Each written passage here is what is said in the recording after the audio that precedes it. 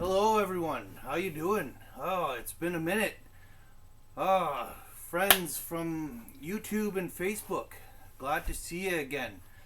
I'm very excited to do this video today. I've been pretty busy. I'm also a pyrotechnician. I do fireworks, and so in Canada, July 1st is Canada Day, and June 21st is Aboriginal Day. And so this is our busiest time of year. I've just been crazy busy doing fireworks shows, prepping for fireworks shows across the province here. I'm in northern Ontario, and we basically do shows right across the province. Upwards of 25 shows, maybe even 30 shows we're doing just on Canada Day alone. And so it's a crazy time of year for me. But anyhow, here I am ready to do a video. This video is kind of personal to me. This year in particular, I really feel like the astrology is alive. And for me in particular, and I hope for everyone, I'm sure it is to certain degrees. Being, this is an important year as we move to the Saturn Pluto conjunction January 11th of 2020. So anyhow, what I want to talk about today is where do I want to start? I'll start with the image that I used to start this video of the crab of the crab changing shells. Okay, so we just had an eclipse in Cancer, the sign of the crab. It was a total solar eclipse, new moon, so starting this moon phase. The full moon of this moon phase is going to be in Capricorn. So the crab, I want to talk about the crab. The crab lives in a particular spot in the ocean, okay, where the tide brings him the food. If the crab was a little bit too close to shore, the tide would come and beach him. If he was a little bit too far out, the tide would pull him out into the ocean. But he lives in that nice, perfect spot where everything comes to him, starts coming in. Okay, so that's one thing that we could expect now for the next 6 months is stuff to start coming, right? And if you look in the northern hemisphere, it's summertime, so the crops are growing. Hopefully there's a lot of crop failures going on in Mexico and the States due to weather. However, we just have to believe, have hope. The more hope we have, the more abundance we're allowing to attract into ourselves, and the more productive we will be in regards to that hope that we see. Okay, so the other thing about the crab is the crab changes shells. Okay, so it's a time where we can change our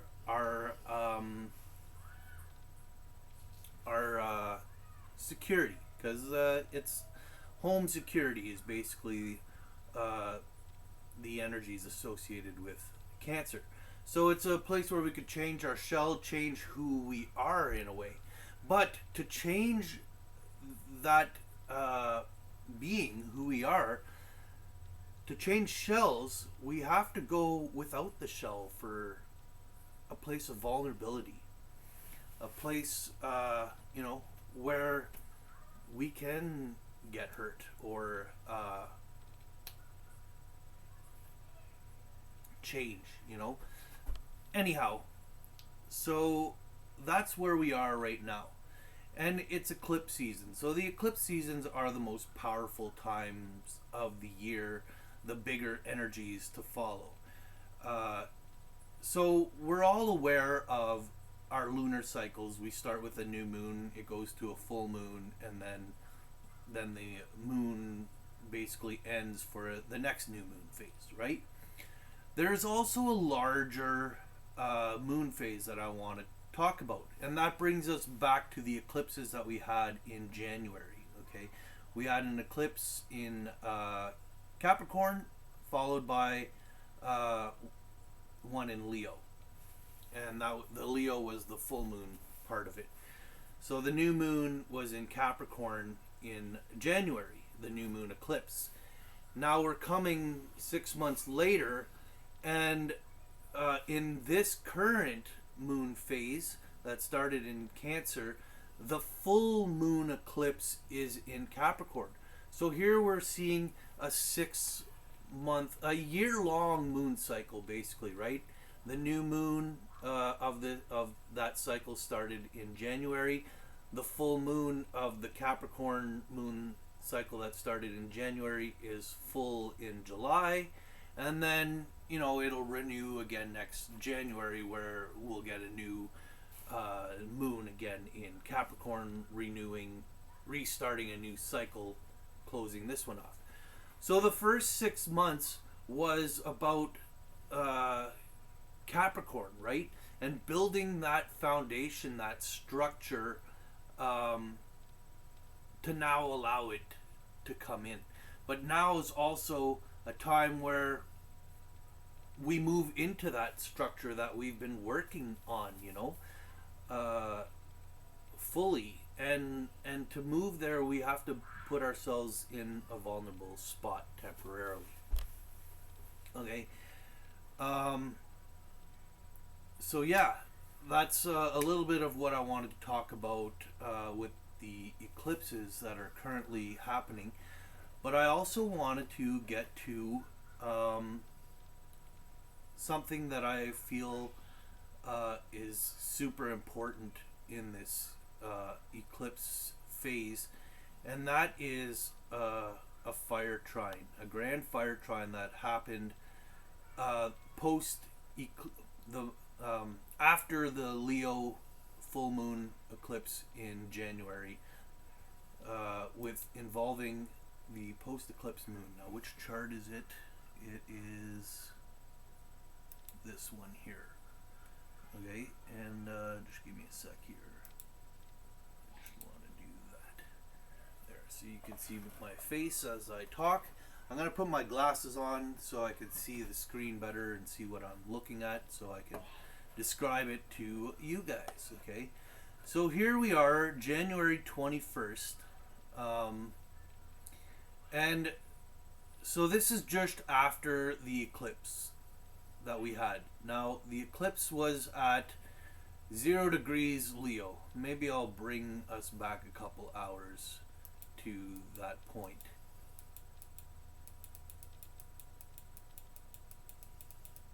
More than a couple hours, but whatever.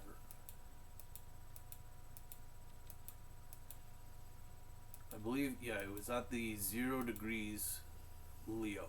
And keep note of that, because there's a reason why I'm bringing this up.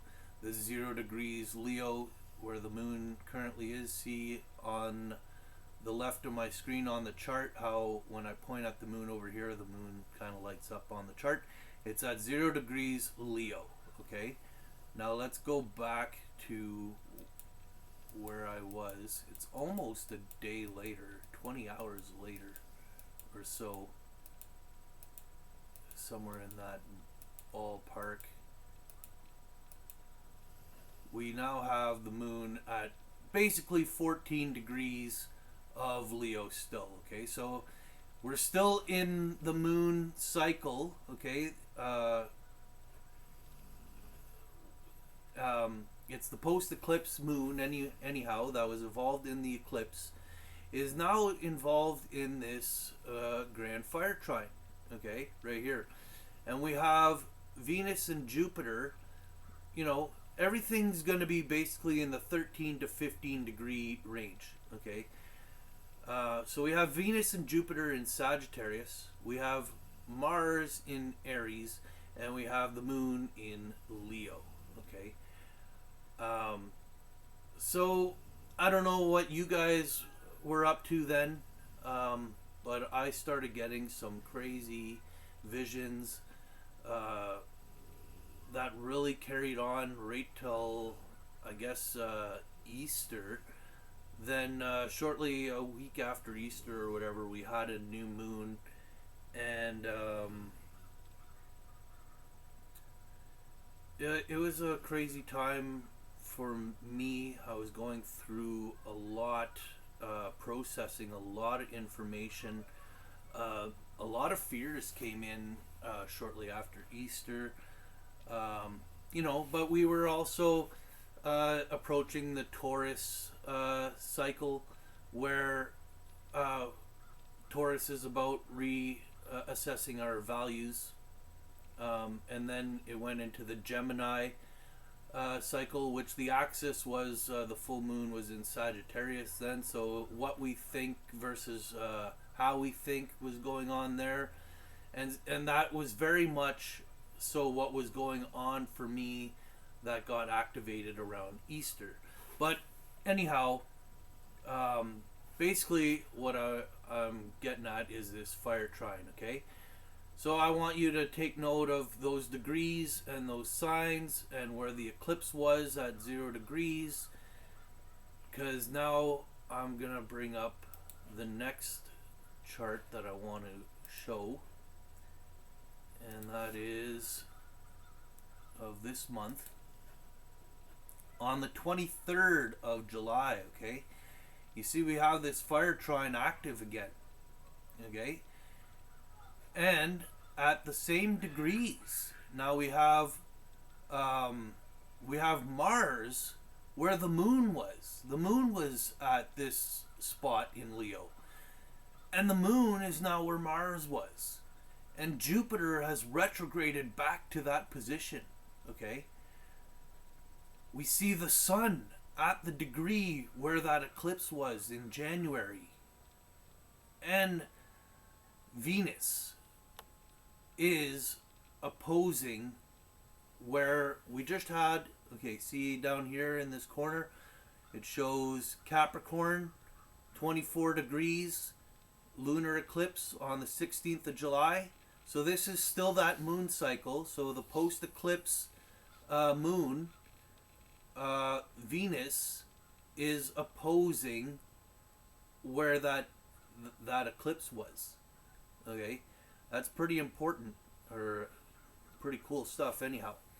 Now, and then you could see that Venus with the node opposing Saturn, and the other node makes a square to the moon.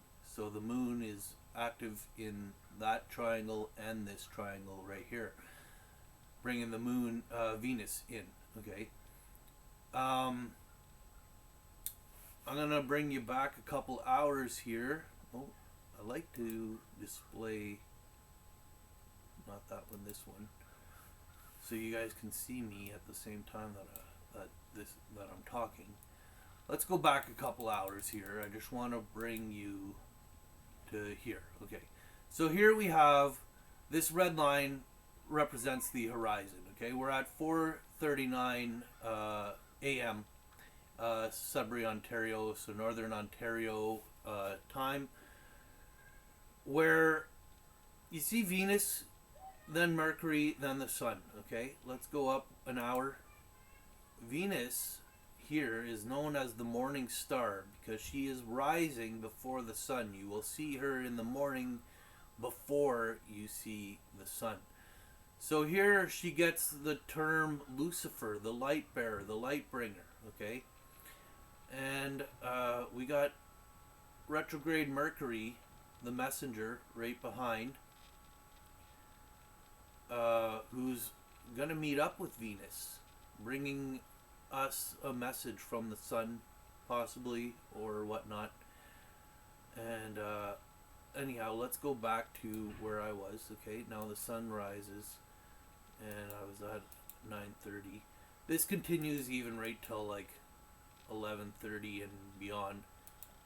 12:30, it's probably still all active, getting a little bit, still in the 15 degree, 13, yeah. And here at the height of the day, where the sun reaches almost is at its height. But that fire trine that happened in January basically is what I want to talk about, and how it gets reactivated here. Okay, now I was talking about Lucifer, the light bearer, Venus, the morning star, conjunct the node, the north node, the direction in which we're headed. We're headed home. We're headed towards Cancer. But you see, Saturn is in Capricorn conjunct the south node, our past. And Saturn can also be referred to as Satan. Okay, I prefer the Reaper, the karmic Reaper. You reap what you sow. I don't really buy into the idea of evil. To me, evil is just the is live spelled backwards. Okay, people who lived their lives in the past had knowledge that other people who lived in small communities were more sheltered, and therefore some of this knowledge brought fear to them, and then fear is where the word evil, I feel, kind of came into play, which is just because they didn't understand these people who lived their lives. Now, lived is devil backwards, right? So anyhow, I'm getting a little off topic, but Lucifer has also kind of had those bad connotations or whatever, but I feel like Lucifer, the light bearer here, it's almost like Jesus versus Satan, Christ versus Antichrist. And the reason why I say that is because Saturn rules a solid reality, okay, and is in the past. So the solid structure, the solid reality that we see versus the intuitive future that we desire, okay? And here's the choice that we have with the moon and this fire trine. So something may come up in our lives that started in January, okay? The energy started in January, but some kind of choice may come up that can lead us to this future that we desire, that we feel we deserve, or we could stay locked into the past that we've always known, and here with that live kind of and not live idea, which not live evil, I'm not going to say it's evil to it's just we're you might not be ready to move on or whatever, but Pluto's trying to Pluto's death and rebirth, he's trying to disintegrate, I guess, break down this part, while Mercury's trying to bring us the messages, I feel, to act here, okay? I'm not really going to talk about the Uranus and Neptune aspects that are also conjunct there. That's just getting a little more into it than I want, but I just kind of want to go back to the January part again here. So the January part here, Venus and Mars, okay, are known as the cosmic lovers, but they're also known as the twins. Here's why. Aries is the first sign, Taurus is the second sign, Mars rules Aries, Venus rules Taurus, followed by Gemini. Okay, Gemini is the twins.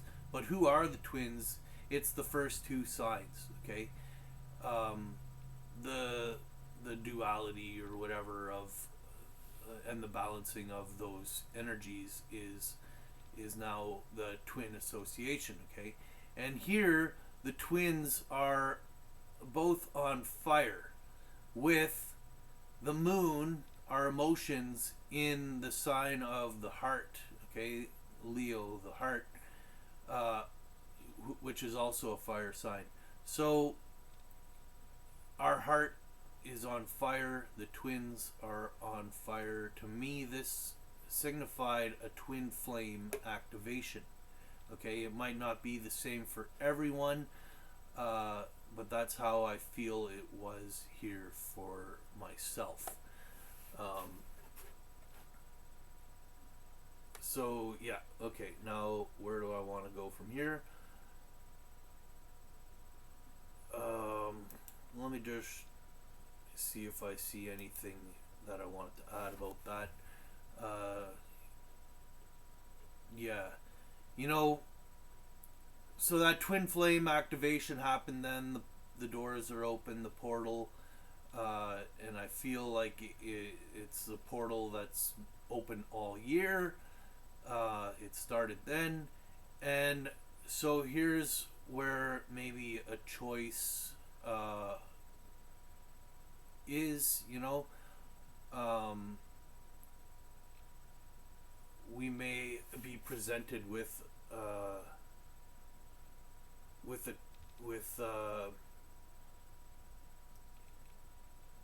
the doors may open to receive our twin selves. Now here I feel we have to pay attention though to reality, the physical reality and what we see. However, this is in the night part, in the lowest part of the chart, the part that we wouldn't see. I'll have to think about this a little bit more often. A little bit more. I haven't really contemplated on that aspect yet. I was thinking largely without looking at the chart, just thinking about it, that Saturn and Capricorn is a physical reality. So what we physically see, and that's even me looking at the chart, right? Like the chart is a physical representation of the universe at this time, and so the choice might be intuitive versus what we see or don't see. Now remember, eclipses, okay, it was a total solar eclipse, so the sun was blocked out, and then a partial lunar eclipse, still an eclipse nonetheless. The moon was blocked out in this moon phase. Our luminaries are the light, was temporarily taken away. So anyways, let's move on to November. Okay, now this is not the eclipse phase yet, but I wanted to talk about this date due to Venus and Jupiter over here, who are both at 28 degrees of Sagittarius. 28 degrees is the galactic center degree. Let's go back to January, where the cycle began. Venus and Jupiter at 15 degrees Sagittarius. 14 degrees Sagittarius, there's a cluster of stars. There's some kind of super vacuum They call it the Great Attractor. Okay, so the Venus Jupiter cycle started at that eclipse, and just before the eclipse in July here, late June, Venus and Jupiter opposed each other. Mid June maybe or something. They opposed each other, and then here in November they complete their cycle, which started on the Great Attractor. So Venus and Jupiter were trying to attract something in that now finish their cycle on that degree of the galactic center. Okay, and so Venus, Jupiter were both a part of that first grand fire trine, and we see here the Moon and Mars, who were the other two a part of that fire trine, are also conjunct at this time in November. Okay, so I feel like there's some powerful stuff going on. And we'll see some of those results start in July here, hopefully. But everything's coming in is basically what I want to say. Okay, is that it's all coming, and maybe I should have gone right up to the eclipses coming up in January, which the eclipses, the first one happens right around Christmas, and then the second one is the day after the Pluto-Saturn conjunction. Okay, is the following eclipse, and something Rick Levine has been saying is the most important astrological event of 2019 is the Jupiter-Pluto conjunction happening January 11th in 2020. Okay, so the next eclipse is happening in is where everything kind of hopefully comes together if we play it all right. Everything we're attracting to ourselves that we were hoping for and whatnot. And I don't want to get too much into what it means. I'm just tracking the pattern, marking the dates when we should see some developments take place, and whatnot. But anyhow, I feel like I might leave this video here at this point. I'm not sure what else I kind of want to talk about here. I'm just really excited for these days. I had a crazy winter where I was feeling so much anxiety, but this anxiety had me in touch with my gut, because that's often what anxiety does. Gut instincts. I was really open to channeling.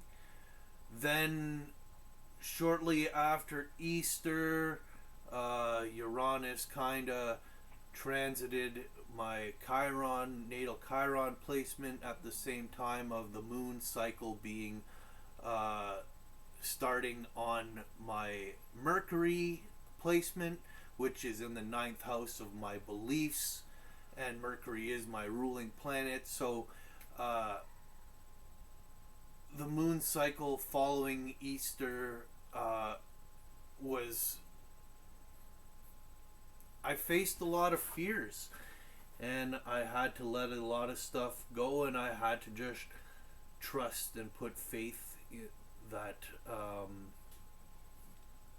that I wasn't crazy.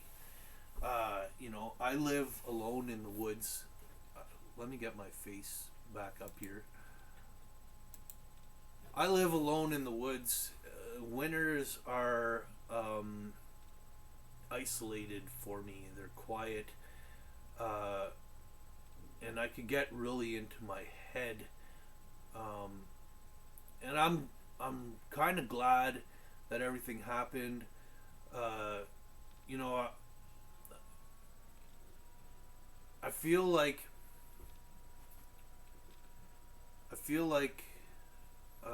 some superpowers are being activated in me this year.